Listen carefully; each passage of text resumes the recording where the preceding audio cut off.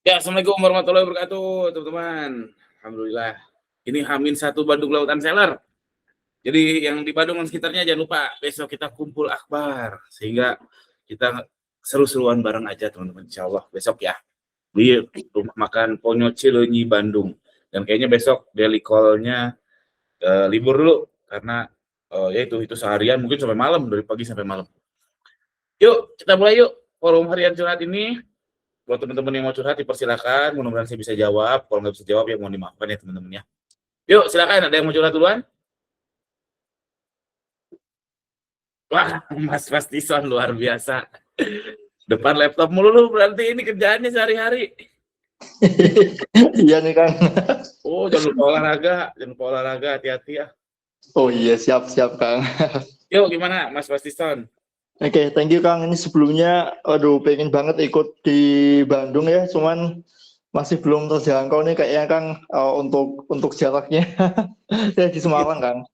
Nah Semarang Kang, Bandung ya lumayan sih ya. Terus yuk. iya mau lumayan. Nah ini mau tanya nih Kang, bukan tanya sih, lebih ke minta petunjuknya. Jadi gini, saya kan sedikit banyak lihat baju Yuli itu cukup keren ya Kang ya, walaupun udah sejarah ya Kang ya. Cuman untuk mencapai di angka itu, kayak pengikutnya sebanyak itu, terus ya sebesar itulah yang saya lihat itu kan butuh perjuangan ya Kang. Nah, untuk saya yang brand baru nih Kang di bidang parfum, itu gimana Kang? Mungkin 2-3 kalimat lah Kang untuk menuju ke titiknya baju Yuli yang waktu masa-masa jayanya itu loh Kang gitu. Thank you Kang. Siap. Mungkin nggak relevan ya, nggak relevan dari sisi kategori produk sama nggak relevan dari sisi zaman sekarang. Saya cerita aja yang dulu saya lakukan ya. Dulu satu memang lagi di sayang marketplace. Itu baju Yuli jualan di mana? Di Elevenia laku, jualan di Blibli laku, jualan di Lazada laku, jualan pokoknya semua marketplace laku. Kecuali TikTok aja. Kecuali TikTok. Jadi memang di sayang marketplace. Terus uang untungnya itu memang dipakai branding. Jadi branding itu memang harus punya pakai uang, teman-teman. Brandingnya apa? Kami ngajak-ngajak komunitas waktu itu, bahkan sempat yang paling saya ingat tuh order via Japri, terus seluruh omsetnya disumbangkan sebagai wakaf. Kalau di Bandung ada namanya wakaf Masjid Laut C, saya baru ingat, baru ingat lagi, masih ingat. Masjid Laut C itu masjid Chinese, teman-teman. Itu brand activation-nya jalan banget. Dengan komunitas sih lebih banyaknya, dengan endorse juga ada, tapi lebih banyak dengan komunitas pengajian, terus tempat wakaf dan lain sebagainya. Dan itu jalan, alhamdulillah. Jalan, repeat order banyak yang dari situ. Shopee-nya juga dari satu sisi Shopee-nya bagus, Lazada bagus, Tokopedia bagus. Itu memang momentumnya aja. Dan uangnya jadi investasi untuk brandingnya ke jadi repeat order. Itu sih kurang lebih yang saya lakukan. Brand activation-nya jalan dan itu mahal banget mungkin sebulan ada 10-15 juta selama 2 tahun dan turun, wah udah nggak ada budget lagi sampai sekarang. Orderan pun belang betong tuh apa ya, angin-anginan itu Mas Pasison. Terima kasih Kang ya. Siap, sama-sama. Yuk lanjut Mas Fakri. Bismillah. Assalamualaikum Kang. Waalaikumsalam. Jadi gini Kang, aku mau curhat sih. Karena aku dapat paket returan ya. Intinya sih pelanggannya itu komplain gitu. Ada hal minor lah, catat minor gitu. Nah, si pembeli itu ngajukan pengembalian gitu kan. Nah, itu tuh ngaruh nggak sih sama performa iklan, performa toko dan lain sebagainya gitu. Dari pengalaman Kang Gani aja sih. Enggak, kalau ke iklan dan sebagainya enggak ngaruh. Oh enggak ya, berarti kalau dari pengalaman Kang Gani nih, kalau cacat minor kayak gitu mending arahin returan lewat Shopee formal gitu apa offline aja ya? Oh, sekarang gara-gara banyak fraud ya, saya instruksi admin selalu lewat Shopee. Oh, sama Shopee. Lewat Shopee. Dan saya selalu banding. Gitu. Jadi tiap kali returan datang, orang gudang langsung ini Oh gitu ya Shopee. Video unboxing dan saya selalu banding. Oke, siap. Walaupun salah saya. Nggak apa-apa, ikhtiar aja siapa tahu. Karena kalau kita menang banding, uang dapat, barang dapat. Oke, I see. Untuk menghindari fraud tadi berarti ya? Siap. Iya, jadi full di Shopee aja saran saya. Siap. Oke Kang, itu aja sih. Thank you Siap. Kang. Yuk, sama-sama. Yuk, Mas Cakra, yuk. Halo, selamat siang Om. Mau nanya Yuk. perihal GMV Om. Nah, ini saya mulai iklan GMV itu kan awalnya di bulan November ya Om, pakai auto. Nah itu gacor banget Om, sampai 12. Nah puncaknya di 12 kok CPJ-nya mahal banget gitu. Terus kemudian saya mutusin, aduh habis 12 ini harus pindah ROAS nih kayaknya. Nah sampai sekarang pindah ROAS, budget hariannya itu masih sama Om keserapnya, masih apa ya? Ketika saya batasin di 300, ya sama aja Om, 300 habis gitu sehari. Boncos nggak? Tuh, enggak sih Om, enggak boncos, masih di atas BEP target orasnya itu. Nah, eh pengen saya sih biar lebih efisien gitu loh Om di budget hariannya. Kok masih sama aja? Emang gitu ya? Kalau winning produk ya atau gimana? Sama aja apanya nih? Sama aja roasnya atau sama aja apanya? Mohon maaf. Budget iklannya Om per hari nggak ada bedanya sama yang auto. Tapi roasnya sama kayak ROAS, auto. ROASnya malah lebih baik yang ini GMV ROAS daripada auto. Budgetnya berapa? Ditambahin aja budgetnya kalau mau. Udah ditambahin tetap habis Om. Sebelum malam itu malah. Ya kalau roas masuk ya tambahin lagi aja. Tapi store-nya juga terkendala sih Om saya. Oh, stok ya. Oke, Iya. terus? Ya Ya, kemudian ya pengennya sih lebih hemat lagi itu loh Om.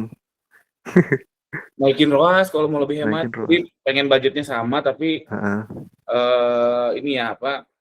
Lebih lama gitu iklannya gitu ya kurang lebih ya. Iya. Paling naikin Naikin kalau ROAS mau. aja ya Om berarti ya. Tapi ya itu resikonya ya turun traffic sih. Ada resiko pasti. Kemarin sih 1 minggu ini sempat naikin harga sih Om. Dan nggak ada bedanya juga. Orderan juga alhamdulillah masih gacor gitu. Mantap, keren. Gitu Om. Rencana mau tak naikin ke, ini kan target ROAS di 6,2 ya Om. Mau ke 9,2, menurut Om Gani gimana? Terlalu tinggi apa? Memang idealnya segitu. Dengan alasan yang tadi, berarti kan ini sebenarnya udah untung, cuman pengen ngerem Iya. aja kan. Lebih Berarti ngerem udah lagi. winning. Sebenarnya resiko terbesarnya jadi nggak winning. Jadi ya kalau saya jadi masnya ya dengan kondisi ini naikinnya pelan-pelan. Tapi kalau kondisinya roasnya roas rugi, naikinnya langsung. Jadi boncos gitu ya. Kalau ternyata boncos, pelan-pelan itu maksudnya ditingkatin 1 poin gitu atau gimana ROAS-nya? nah bebas pelan-pelannya terserah mau 0,5 iya. poin, 0,1 poin terserah poinnya pelan-pelan aja sih biar nggak terlalu kaget. Kalau saya jadi masnya mungkin saya kayak gini. Siap. Oke Om Gani. Siap. Makasih Om. Sama-sama.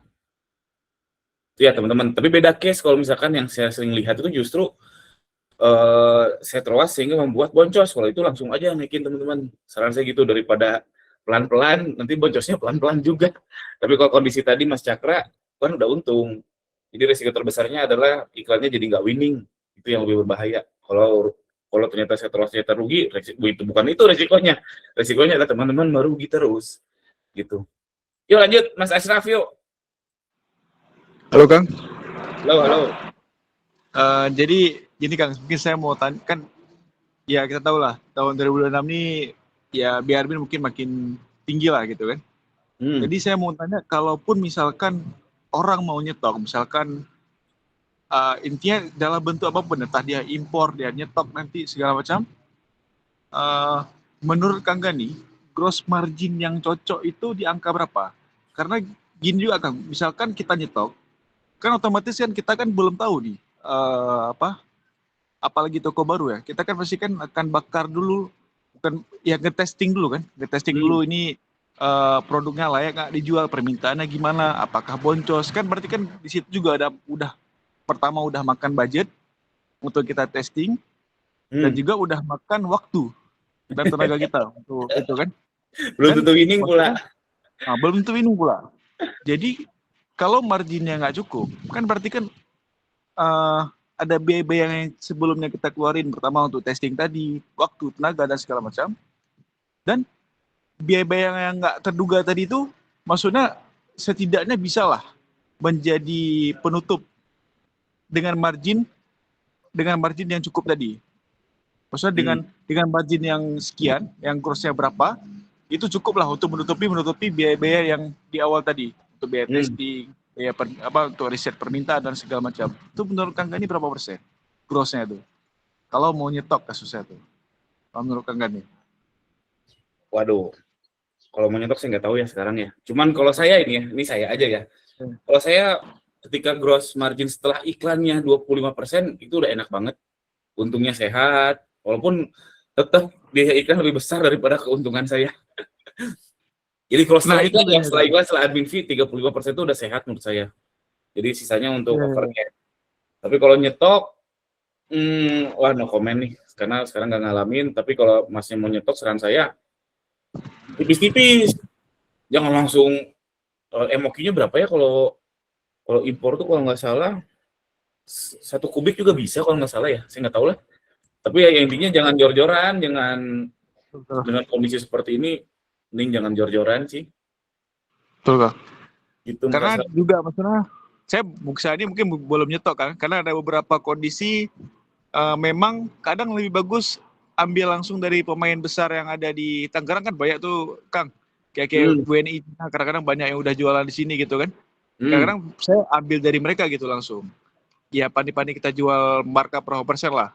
Kita cari unique selling point-nya lah gitu kan, kurang lebih lah. Karena kalaupun kita impor dengan MUQ kecil, itu margin kita nggak begitu gede grossnya. Tapi kalau misalkan kita MUQ-nya gede, kita bingung cara buang barang, jadi serba salah gitu. Serba salah, Kang.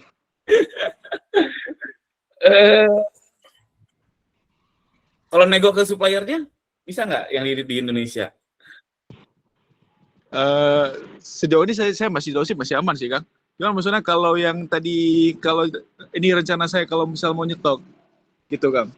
Dilema ada tadi, kalau misalkan ambil MUQ lumayan oke, gross marginnya oke, tapi kita belum tentu bisa buang barang, apalagi belum tahu jumlah permintaan aktualnya dalam setahun itu produknya berapa.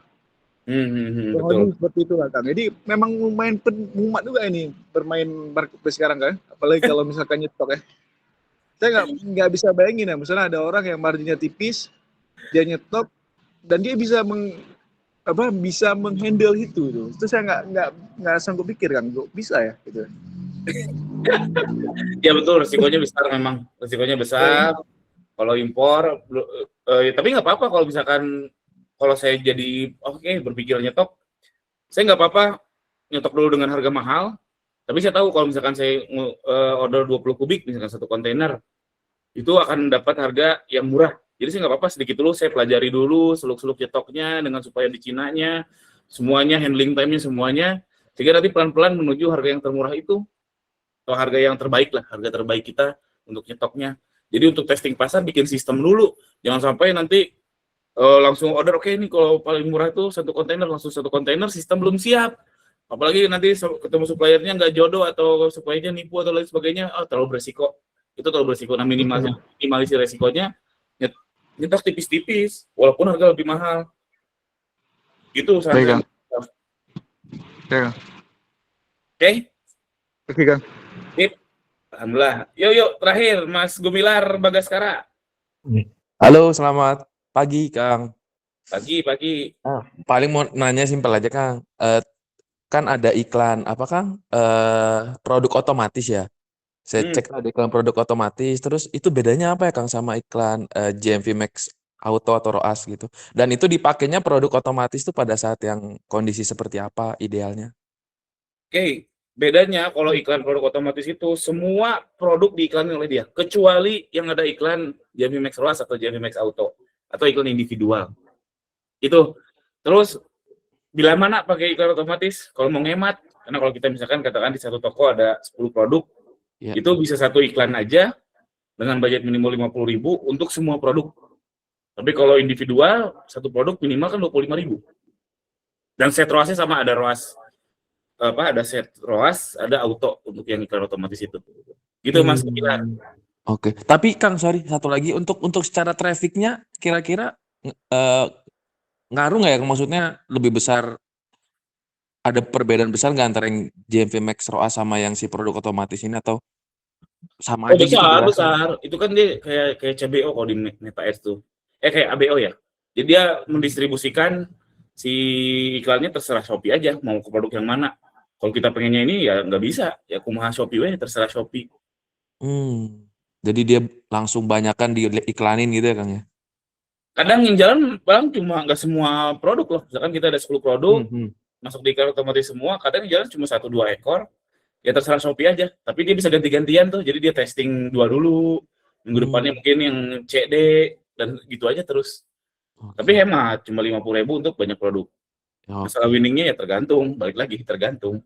Iya, oke Kang. Makasih ya. Siap, alhamdulillah. Sip, mohon maaf Mas Ramdan, besok kayaknya libur karena ada acara Bandung Lautan Seller. Jangan lupa ya yang di Bandung dan sekitarnya, yuk hadir yuk besok di acara Bandung Lautan Seller. Sampai jumpa besok, insya Allah. Assalamualaikum warahmatullahi wabarakatuh. Waalaikumsalam.